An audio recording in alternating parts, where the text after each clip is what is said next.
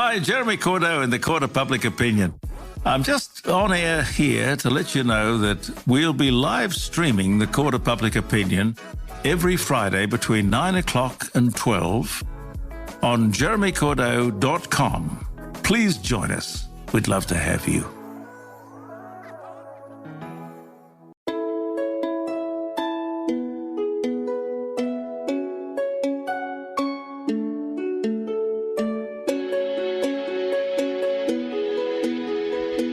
Welcome to Hong Kong Confidential. I'm Jules Hannaford and I'm your host. I'm an Australian woman and I've been living in Hong Kong for many years.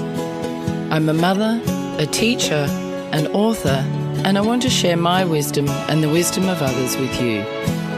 Thanks for joining me and I hope you enjoy the show. I'd just like to take a moment to tell you about a book that I've written. It's a memoir called Fool Me Twice, and it's a story about my life with a focus on my journey internet dating, where I was scammed and injured in the process. It's an educational book that will help many other people not to get caught in the same trap that I was. I'd like to also take this opportunity to play my book promo for you. Here it is. From life on a farm in rural Australia, where wide open spaces made a young woman yearn to know what was beyond her country town. She moved to the city, became a mother, and found her dream career which took her across the world. But still, something was missing. In her search for love, she traveled far, trusted deeply. She wanted so badly to find someone that she almost lost herself in the process and learned some hard lessons along the way. Fool Me Twice, a new memoir by Jules Hannaford. Available August 20th on Amazon.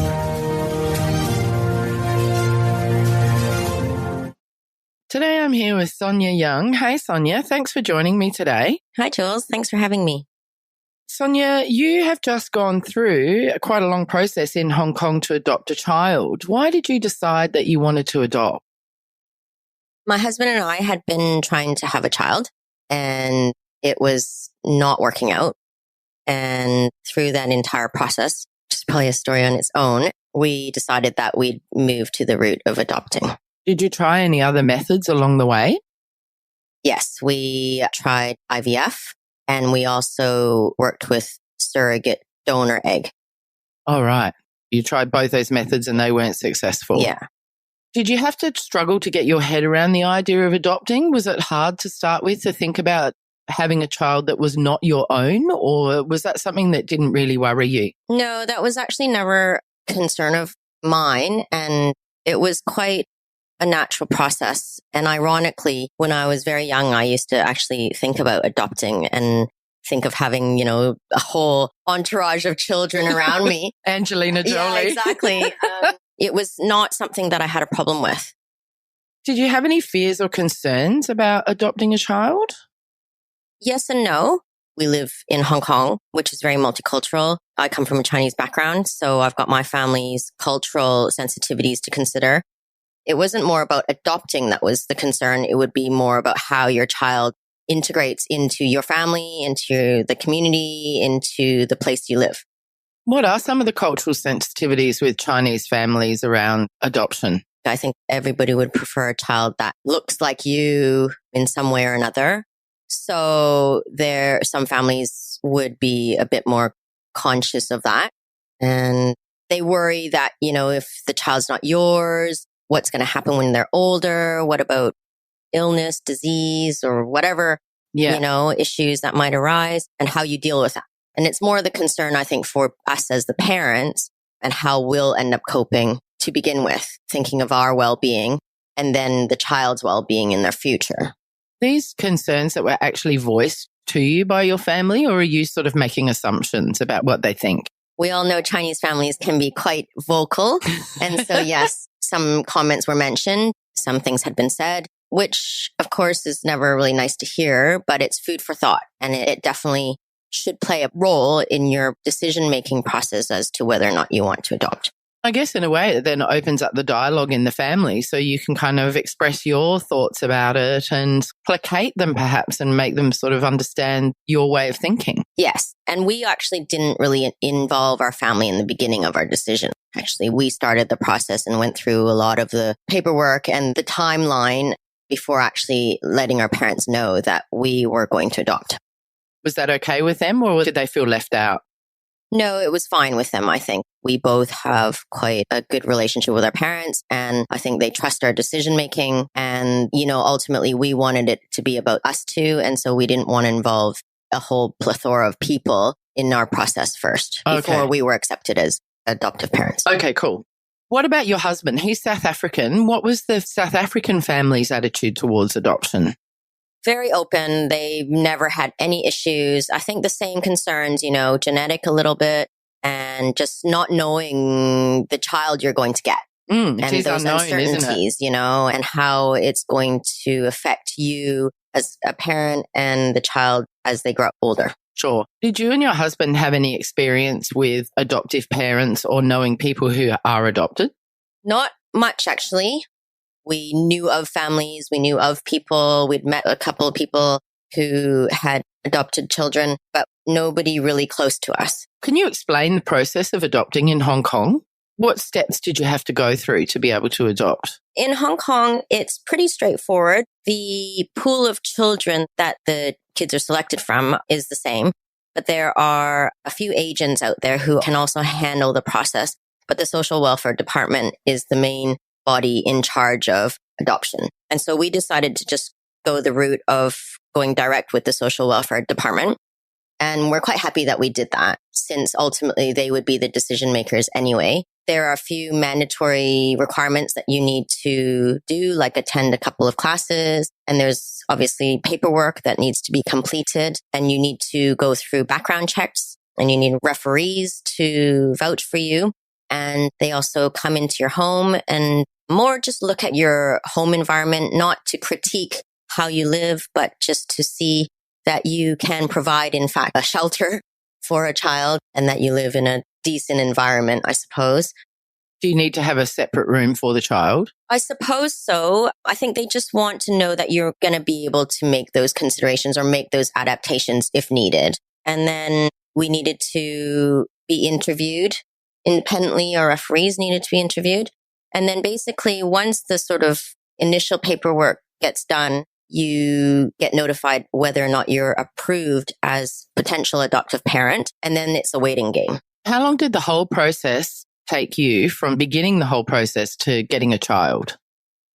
It probably took us over a year and a half, maybe a little bit longer, but about under 2 years. The first part of the process, just completing our paperwork, took almost a year. There's quite a lengthy questionnaire that you need to complete with a lot of personal questions. And so it takes some time for you to put your words down, and you need to collect a lot of paperwork, financial documents and little things. But then once we got approved, we got matched with our son 4 months later. Is that pretty quick for Hong Kong? Do you know? Yeah, I think it is pretty quick. Recently, they have been speeding up the process a little bit more if they can, or if the parent's available. But yes, it was very quick. Do you think that it was fast for you because you're Chinese? There is an order of priority in how the government matches children to parents, being that if you're a local Chinese couple, whether you're male, female, same sex or otherwise, or single, you are a priority. Obviously, a married couple is much higher priority. And then it sort of goes down from there. So me being Chinese helped a lot to have that one parent that was local, and then us being married. That was actually quite important in the completion of our application, was that we needed to be married. And initially when we started, we weren't married. Did that play into why you got married? Yes and no. I think there were plans anyways. But we had been living together already for many, many years, which was fine. But the government actually did really want to have a marriage certificate. So that was quite important in the process. You could have adopted a child if you weren't married, but it may have taken much longer because you would have gone down that priority list. I would have had to apply as a single parent, or one of us would have. Right. That would have been a different story. Did you face any stumbling blocks through the adoption process? No, it was actually very, very smooth, surprisingly smooth. So we were very lucky. Oh, that's great. That's really cool. Your son, the first child you were matched with, No, in fact, we were actually matched with the child the first month after we had been approved, which came as a very, very big surprise. Because you weren't expecting it that not quickly. at all. Yeah. And that was actually a really interesting experience. The child had quite a few other siblings who had been adopted as well. And he had had a younger sibling also who was still in foster care. And unfortunately, the other children also, there were other signs of autism and hyperactivity disorder. And so we had to really do a lot of thinking and consulting with our parents and really kind of soul searching as to whether or not we would take on this child. And we actually decided that we wouldn't. That was a very tough decision because you're obviously all of a sudden given the opportunity to have that child that you've been wanting for so long, but then to turn that child away, it's obviously a choice that you normal parents who have children naturally don't really get a choice to make, you know? Absolutely, yeah. And then you don't know when the next offer is going to come as well, do you? Yes, so exactly. You don't know how long you're going to have to wait. And you fear because you've said no that, you know, maybe you'll never get another child because you're deemed too picky. But at the same time, our social worker was great and she understood very much the reasons why we declined. And she was very much on our side and she understood our position and said no problem. And she assured us even before we'd ever been matched with any child that, you know, if you say no, if there is really truly some sensitivities and challenges that you think you cannot handle, it's better to voice them. The last thing they want is for you to accept a child and then feel that you are really not coping, and they don't encourage and will very much discourage you from trying to give the child back or something like that. Once you've said yes. Once you've said yes. Oh, right. Does that happen sometimes? Do you know? I think it has happened. And so this is why it is strongly, strongly, strongly ill-advised. You know, you talk about that a lot with them ahead of time before the matching process starts. It's just not good for anybody, you know, that situation. And I think the situations in which it has happened have been quite extreme, but, you know, at the end of the day, not pleasant for all sides. It'd be tough for the child and the parents and the agency and everything. Everything, yeah. Would you do anything differently if you were to do it again? No, actually, I wouldn't. We were very, very happy with the social effort department. We had quite a few social workers. They work in a rotation. And so when their time's up at that job, they move on. So that was a little bit unsettling in that you need to sort of get to know the next social worker. But at the same time, they're very caring and they're actually very good at what they do. That's really good to hear. That must make it much easier. Yes. What was it like when you went to meet your son for the first time? Tell me about that. So this is your second match. This is our second match. And were you nervous and wondering what was going to happen? Well, with him, we had no reason to say no. There was just... Did you know this beforehand? Like you had sort of background on him before you went to meet him? You basically, when you're matched, you're then given a file or an email with whatever information they happen to have. And that is limited depending on whether the mom might have a history with any kind of government records on them. So they'll disclose whatever they can, hospital records, police records, if there's any kind of drug or alcohol abuse or anything like that. Anything like that. If there's any kind of illness, mental health issues that have been recorded by the government. But obviously, it's unlikely they have much if there's no prior history. Exactly.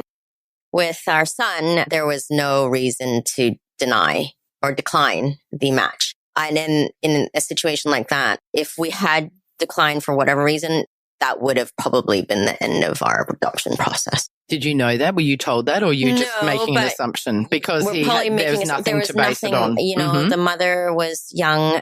She might have smoked a little bit. She might have done a little bit of drugs. But at the end of the day, when you're adopting a child, you need to know that it comes with a bit of background.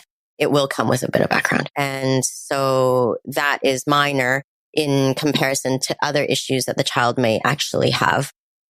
And we might never know. It might come out later on that there are other issues, but from the paperwork and from everything that we knew, he was a perfectly healthy little boy. Okay. And how old was he when you went to meet him? He was 11 months. Great. And so tell me about that day. That was a very nerve-wracking, exciting day. We met with the social worker out front his foster home, and we were a bit gobsmacked because as well, he was living in a very nice area in a standalone house. And we were out front the gates and we were like, oh, you know, we were quite nervous.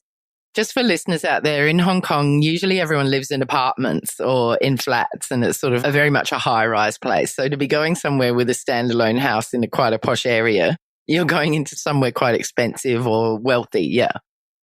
Yeah, and so that was nerve-wracking. Was that intimidating in itself? That was intimidating. We live very modestly, obviously, and there was a swimming pool and there's all these cars in the drive. And we rang the doorbell and met the foster family who were lovely and people who've been caring for him, helping care for him. And then he was brought out. And that moment it still brings tears to my eyes. It was this awe of like having your son being presented to you. Did you feel any sort of instant connection or bond with him? Yes, in that his name was actually a name that we had indicated that we quite liked, just playing around, my husband and I, one evening, we were throwing out names, and that was one that we quite liked. And so when he was presented to us, and it was actually what they'd been calling him for the past 3 months that had been living there, was incredible. And that was kind of, I think that threw everybody off a bit, so there was that. And then he just has these lovely doughy eyes. And so it was really hard not to just have your heart melt, the minute you saw him. And he was a little bit ill too. So he had like a sniffly nose and a bit of a cough. So you just felt instant love towards this little being, or just wanting to help them or wanting to care for them. So it was very, very sweet. Did he go to you easily? Like, was he shy with you, or was he, because he was unwell, was he a bit reticent? Yeah, so he was a bit unwell. He came to us, but, it wasn't like he attached to us right away, obviously, but he wasn't running away from us, which we were very thankful about too. In this process then, does that mean that you had to then go and have some visits with him before he came to live with you? And how long did that last for? Yeah, we had to do visits for 2 weeks. And so we, set up a roster where we would go there every day and work with his timing and his schedule that he'd had already with the foster family. And we'd go spend a few hours there. They asked us to take him back to our house on one visit, which actually ended up in a big disaster. Is that the day that it rained like crazy? Yeah, and he was very ill as well. And we live quite a far a ways from the foster family's house.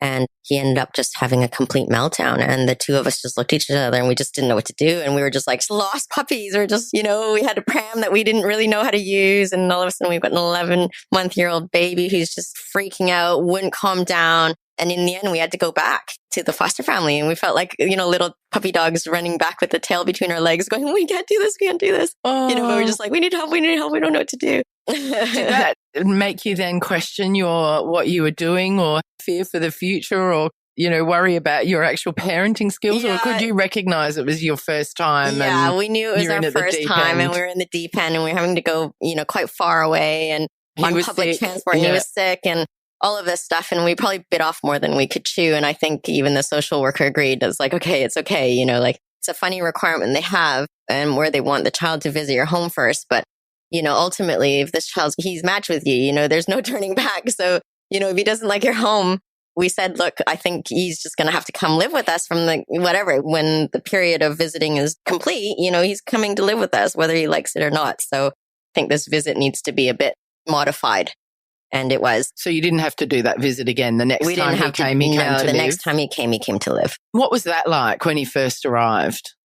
Yeah, that was interesting as well. We live on an island, so he had to take a boat. So that was interesting, how we were concerned on how he would deal with the ferry and just the motion sickness or anything. And that was fine. So that was great. And then just walking in the door of the house, and we'd had his room prepared for him. We didn't go overboard. We kept it very, very simple. Only just a few toys around to just get him used to the environment. And yeah, he seemed to enjoy it. And so he didn't freak out and scream running out the door. So that's good. What's it like going into parenting without having that sort of lead up time of being pregnant and giving birth? But then I guess you've got that lead up time of doing all the questions and that sort of preparation. So you're sort of preparing in a different way.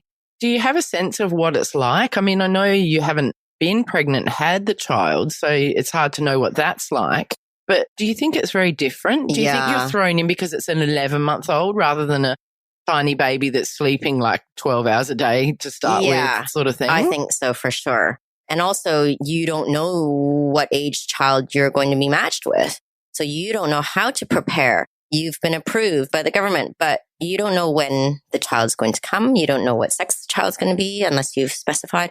You don't know how old they're going to be. So you don't really know how to get everything ready. Yeah, you don't know if they're in a cot or a bed or what. And then once you are presented with your child and you're taking them home, all of a sudden you're like, oh, you're scrambling or you're just trying to figure it all out as you go along. And you obviously had the foster family's advice and the routine that they've been keeping prior to living at yours, which really, really helps, because then you're like, okay, how often did they feed them? How often did they wake up in the night? And so you get a lot of advice from them, but then it's really, you're on your own. You would have continued with that routine as best you could. Yes. And also, I guess in that 2 weeks, you've got to go, right, we've got an 11-month-old boy coming. So then you've got to get the clothes. Then you've got to get the right size nappies and all of that. Yeah. You can't have it beforehand. Yeah, exactly. And you've got to do the visit.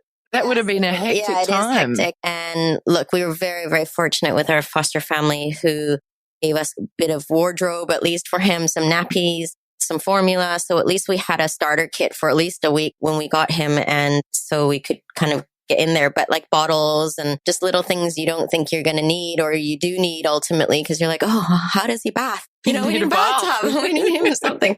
Had you and your husband had much experience with young children in the past? I have had quite a bit, but my husband had a lot less. So yeah, for him, I think he was really like a fish out of water. Which is interesting because you've got a company called Bliss Creations where you're a sort of an events manager. Yes. And so you were off working and he was doing the lion's share of the parenting in the beginning, wasn't he? And he still does do a big part of it. How did he cope? He's been coping fantastically. He's been great. We are both on the same page in terms of our parenting styles, which is great, which we didn't really realize until you can't know beforehand, don't really know, can you? Right? And he's always been great with the kids that he has spent time with. So there was no issue there. He's got a lot of patience. So I know that from dealing with me, in my events and my business and stuff. Yeah. And so he's great with our son. Oh, that's brilliant. Yeah. What would you say are the most difficult challenges that you face as a new parent? Oh, I think the unpredictability of it all in many ways. Although, we have a very fixed routine with him. Every day is a new day, whether he wakes up grumpy or doesn't, or is a bit hungry or needs a bit extra sleep or is going through his developmental phases. Every day is a new one and it's tiring. And the tiredness is probably something that has taken us both some time to adjust to. Takes a lot of energy to parent, doesn't it? Yeah. It's such a big job. And we're both committed to doing it ourselves at the moment without any additional external help. It's full on. Have you relied on some of your friends who have young kids or have had kids for advice and support? Yeah, absolutely. We're very lucky in that we have a great community of friends around us and very nearby to us. So anybody is a phone call away and everybody's you run into people all the time and there are lots of children around us and families and parents. And so there's a lot of people we can draw on for advice and help. Yeah, that's brilliant. And so he's got a lot of aunties and uncles. Yeah, that's so cool, isn't it? It's great. How would you describe his personality, your son? He's very, very outgoing. He's very happy. He's just always laughing and smiling and being the charmer or the attention seeker. So he's a lot of fun. I know Sonya's son. He's amazing. He seems to be super bright and very, very sociable.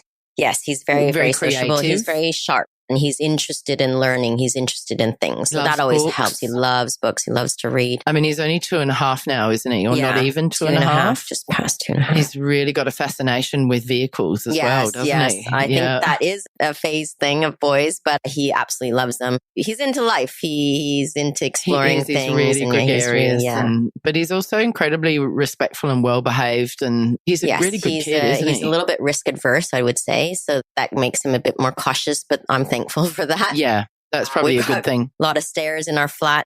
He knows how to climb those very confidently, which I'm very happy with. So he's not charging down them, which helps me. Have you had any sort of negativity from friends or family? I know you talked initially about the concerns of your family, but have you had any negative comments or upsetting comments or any judgment that you faced from the community?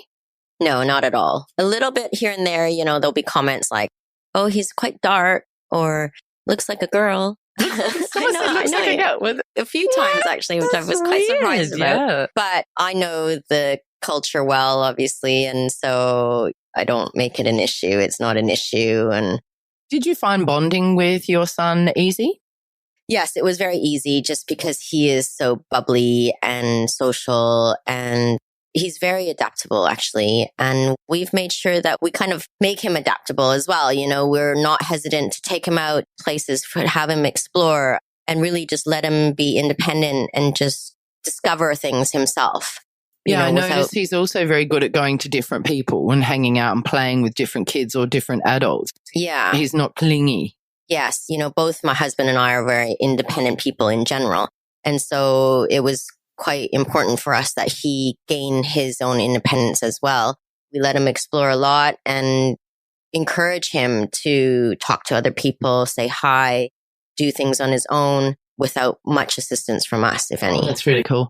Did you have any fears that you wouldn't bond with him or that you wouldn't have maternal feelings? Or did you know deep down that that would be fine? Or was it something that didn't cross your mind? Yeah, it didn't really cross my mind. I think with the decision to adopt already, you know, we made the commitment that we would love our child regardless. So I guess there's always the fear. But then I think, yeah, we'd already made that decision very well, very much so in our heads. So it wasn't an issue. Oh, that's really good. I think that's a really great way to approach it. I think that's amazing. What's your view on telling your child that he's adopted, and how have you approached this? We're completely open to letting him know his story, and already actually the social welfare department believes very strongly in that as well. It's something that is discussed in the process, and they want the children to know their history. And they actually, when they are 18, he is able to go and get the file on his birth mother in order to find out more if he likes. And if the social welfare department have that information, then of course they will give it to him. How do you feel about the possibility of him seeking out his birth mother when he's 18? That's completely fine by me. Well, I'm up for it if that's something that he wants. It's his decision. And we are very open about the fact that he's adopted. As much as it's his story, it's not his only story. And so that's something also that we feel strongly about, is that it's not the only unique thing to his identity. And so we don't make it a big deal. It's not something we say all the time to him. It's not something that's just thrown into his head or anything like that. But we have a few little storybooks which mention adoption or mention families that are different in other ways. And it's just part of his history. Tell me about the book you created when he first came. I created a photo collage book of all the images from meeting him through the friends that he met when he first arrived, all the aunties and uncles and the family members that he met, and his house and his toys and holidays we'd taken in that first year, so that he would have a record of us meeting him, getting our court order when we finally became a forever family. And he's got that and he flips through it often. It's clear in this book that he's adopted. And is this a book that he looks at quite regularly? Yeah, he looks at it often, not so much in the last while, although there's another little picture book there, which is given to us by the social welfare department, which talks about adoption, which has pictures, and he's been flipping through that a lot recently. Also, it's a development thing. I think he's now starting to realize more and more about families and understanding families. So he sees that there's different families all around us. And for some reason, sort of a bit fascinated with that book.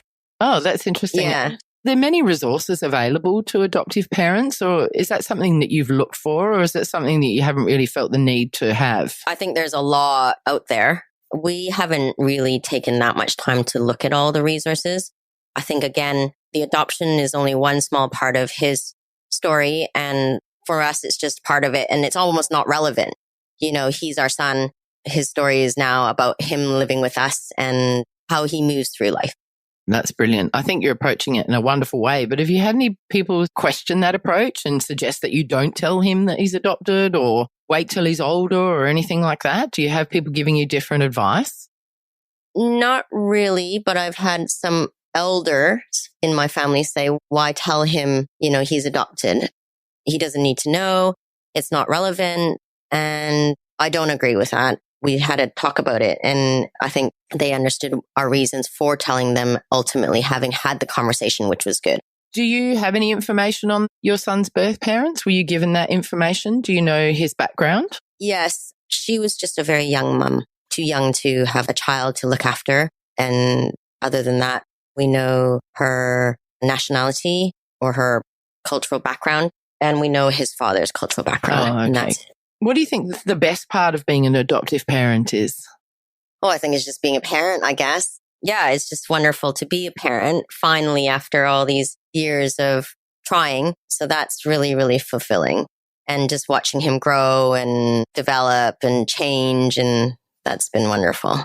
Yeah, so gorgeous. Do you have any thoughts about the future regarding your son's feelings or questions about adoption? Are you worried about sort of what might come in the future, or do you just feel like you can just let it unfold and deal with it as it happens? Yes and no. Eventually having to tell him his entire story or just, all the information that we know is not going to be an easy thing. So now as he gets older and as he's starting to understand a little bit more, it's also how we tell the story, as it evolves. We obviously don't tell him the whole story from the very beginning because he doesn't understand the ins and outs of it. That story is going to have to grow as he grows and as his comprehension grows and as he develops.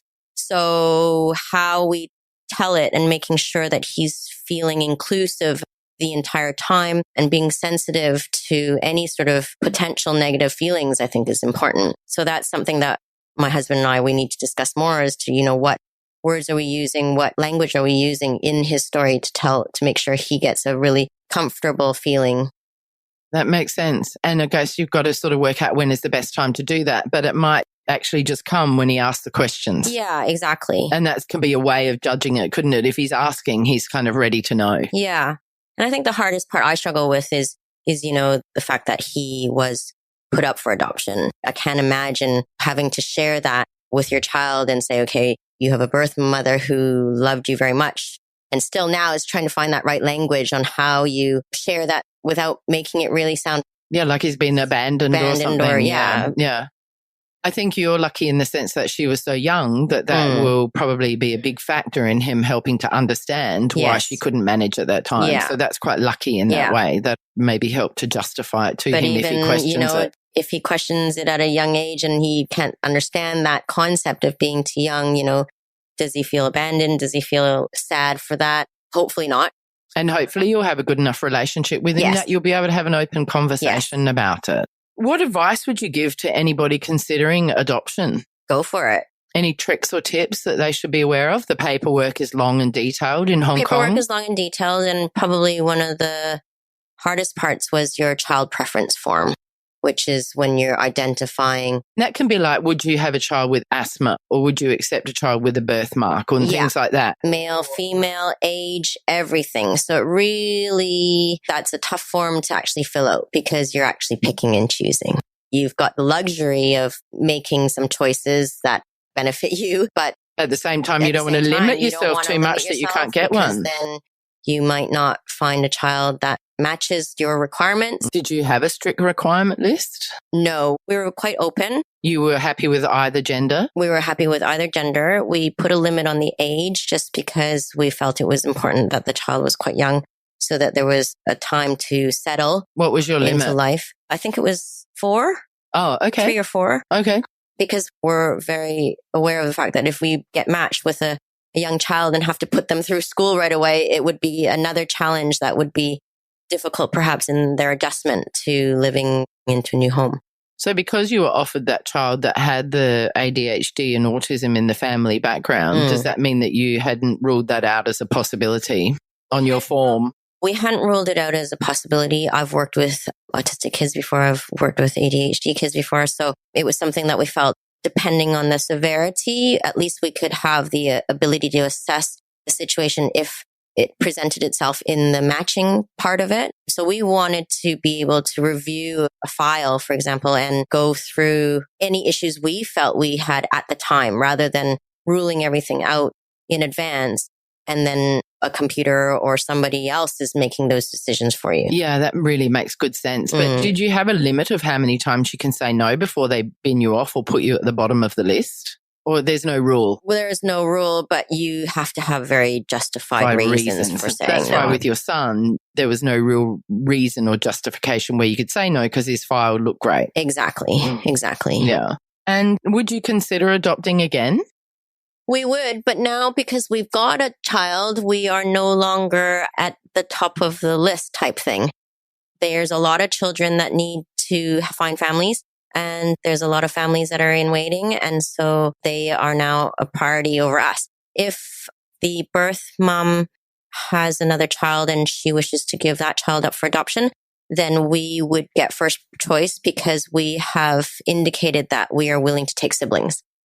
Oh, okay. On our form. Oh, that's cool. So, yeah. So that would be the situation. That's probably the only situation where you have another one. Right. All right. Cool. Yeah. And what are your hopes for the future for your family?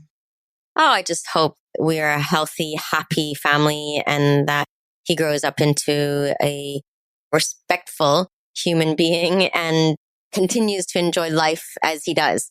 From my experience as a parent, children tend to grow up being very similar to what they're like when they're little, and he's just gorgeous and he's an amazing kid. So I think you're in for a relatively easy ride with a wonderful child. He's beautiful. And I think you guys are really taken to the parenting thing so well. I think you're great parents. Congratulations on that, because it's not easy. It's not easy. Holy crap. It's really not easy. It's the only thing in the world you don't have a license or training for. You know, you've got to get a license to drive a car. I know. But then parenting, any old numpty can just fly into it. Yeah, that's right. Yeah. It's really trusting your instincts. And I was a single parent, but you're lucky that you're working as a team. And how much benefit do you think there is to that?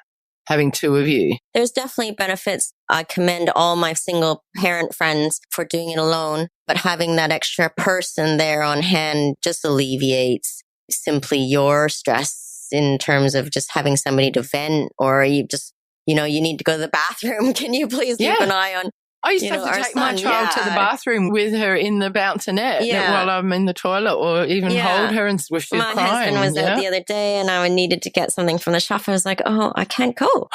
He's asleep. I can't go. Is that really wrong of me if I just nip out? No, it helps definitely having that second person. Definitely.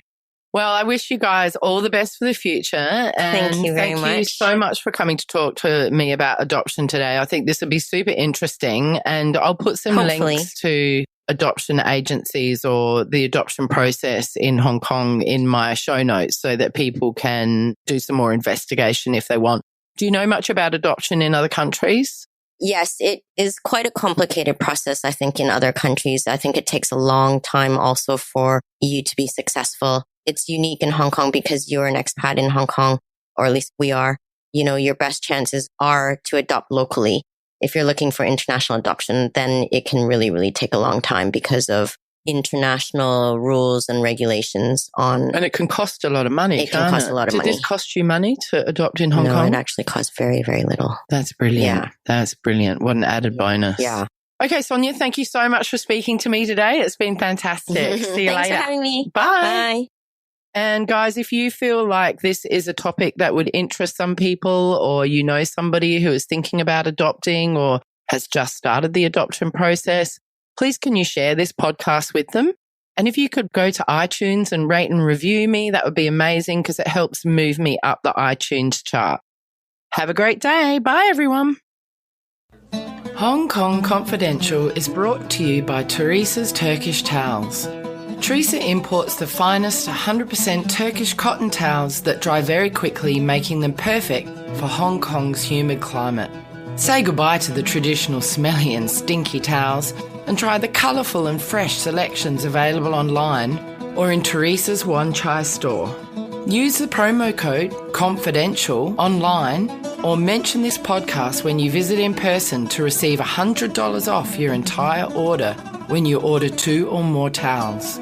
With 100% satisfaction guaranteed or your money back, the only thing you've got to lose are the musty smells that permeate traditional terry towels. Visit www.hkturkish.com in order to get the address and directions to Teresa's semi-hidden location. So that brings us to the end of another Hong Kong Confidential podcast. I'm Jules Hannaford. Thanks for joining me, and I hope you'll be with me again next week. If you enjoyed today's podcast, please can you go to iTunes to rate and review it. I would really appreciate your feedback. You can email me at jules@hongkongconfidential.net, and you can find me on Facebook and Instagram at Hong Kong Confidential. If you'd like to hit me up on Twitter, it's @JulesHannaford. I would love to hear from you.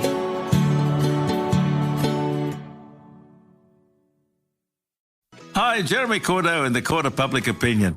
I'm just on air here to let you know that we'll be live streaming the Court of Public Opinion every Friday between 9 o'clock and 12 on jeremycordeaux.com. Please join us. We'd love to have you.